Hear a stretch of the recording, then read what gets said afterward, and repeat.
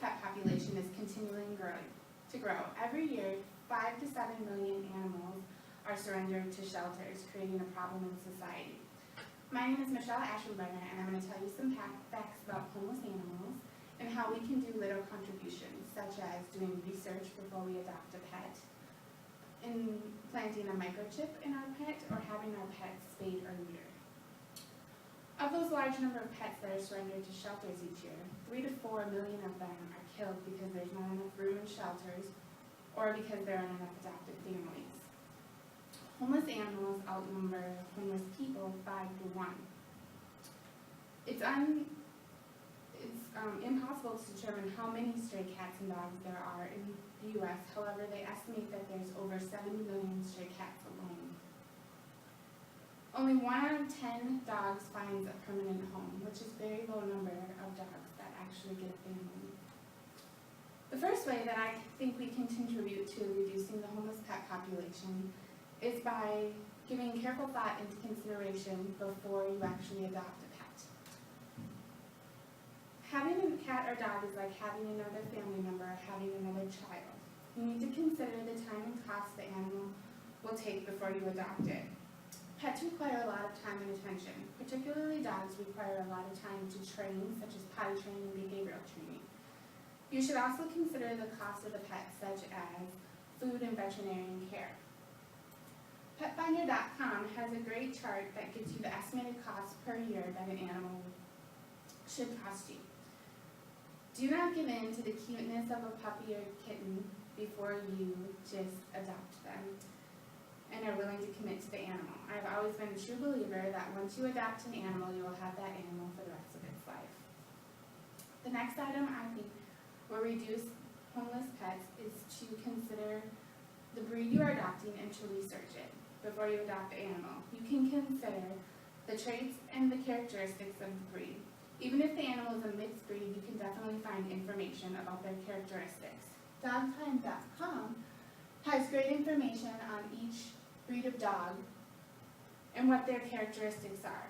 You should consider traits that are important to you, maybe such as whether they're kid-friendly, or how much exercise they'll require, whether they're an apartment dog or a house dog, or whether they shed, whatever is important to you. Hopefully being informed on the characteristics of the pet will limit the chances of having to give up the animal. There are two top reasons pets enter shelters is 1, the owner is giving them up, and 2, animal control finds them on the street. To help this second point, I would suggest getting a microchip placed in your animal. This is a chip that can be traced back to the owner. It's becoming a popular procedure, and it's a chip that's placed in the back of the animal's neck, and it can be done at a very inexpensive cost these days.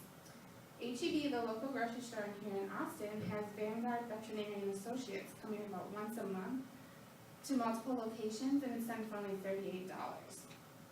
According to the National Council on Pet Population Study and Policy, less than 2% of cats are returned to their owner if they're lost, and only 15% to 20% of dogs are returned to their owners if they're lost. And many of this is because they weren't kept properly indoors or because they didn't have proper identification. The last way I think we can help reduce homeless pets is the most obvious. As Bob Barker used to end every Price is Right, help control the pet population, have your pets spayed or neutered. Many litters are accidental and increase the pet population. Breeding is natural to dogs and it's up to their owners to help control this.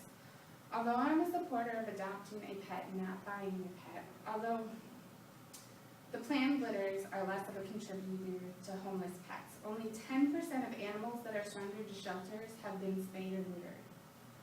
Overpopulation, due to their owners letting them accidentally breed, sees millions of these excess animals killed every year.